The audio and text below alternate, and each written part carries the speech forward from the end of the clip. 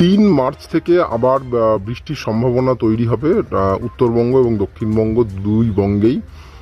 এর প্রধান কারণ এবং একমাত্র কারণ একটা শক্তিশালী পশ্চিমী ঝঞ্ঝা, যেটার কথা গত কদিন ধরে বলছিলাম, যে ফেব্রুয়ারির শেষে একটা শক্তিশালী পশ্চিমী ঝঞ্ঝা কাশ্মীর হয়ে, ফেব্রুয়ারি শেষ মানে আমরা ফেব্রুয়ারি শেষেই দাঁড়িয়ে আছি, আগামীকাল থেকে মূলত তার প্রভাব কাশ্মীরের পাহাড়ে পড়তে শুরু করবে এবং উত্তর ভারতের সমতলে 1 মার্চ থেকে তার প্রভাব পড়া শুরু হবে।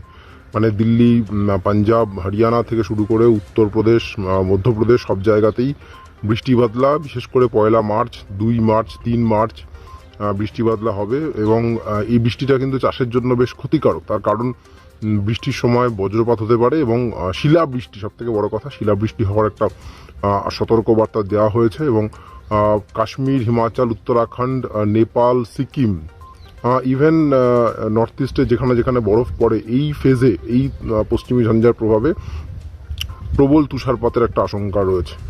ফলে যে পর্যটকরা রয়েছেন বিভিন্ন জায়গায়, তাদের জন্য একটা সতর্কবার্তা, বিশেষ করে তাদের জন্য একটা আলাদা সতর্কবার্তা জারি করেছে মৌসুম ভবন।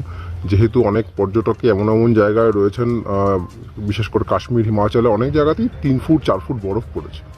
এই অবস্থায় নতুন করে তুষারপাত মানে একটা দুর্যোগের আশঙ্কা তো বটেই।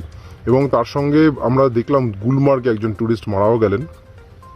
যেখানে যেখানে খুব তুষারপাত হয়েছে সেখানে যদি আরও তুষারপাত হয় তাহলে তুষার ধসের একটা আশঙ্কা তৈরি হয়।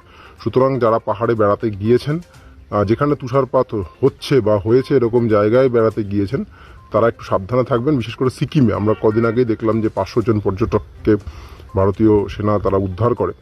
সুতরাং এই জায়গাগুলোতে আরও একবার তুষারপাত হতে পারে এই 2 মার্চ বা 3 মার্চ অনওয়ার্ডস। আর সমতলে টুকটাক বৃষ্টির একটা সম্ভাবনা রয়েছে। যদি শিলাবৃষ্টি হয় তাহলে চাষির দুশ্চিন্তা নিশ্চিতভাবেই বাড়বে। আপাতত এইটুকুই বলার যে 3 মার্চ থেকে বৃষ্টি বাদলার সম্ভাবনা তৈরি হতে পারে এবং কিছু কিছু জেলায়, হয়তো সব জেলায় হবে না, কিছু কিছু জেলায় 3, 4, 5 এই সময়টা বৃষ্টি হতে পারে। তার কারণ পশ্চিমী ঝঞ্ঝা, একটা শক্তিশালী পশ্চিমী ঝঞ্ঝা ফেব্রুয়ারির শেষে মানে আগামীকাল থেকে ভারতে ঢুকছে এবং এটা বেশ এতটাই শক্তিশালী, শুধু পাহাড়ে নয় সমতলেও দেশের বিভিন্ন জায়গায় বৃষ্টি হবে।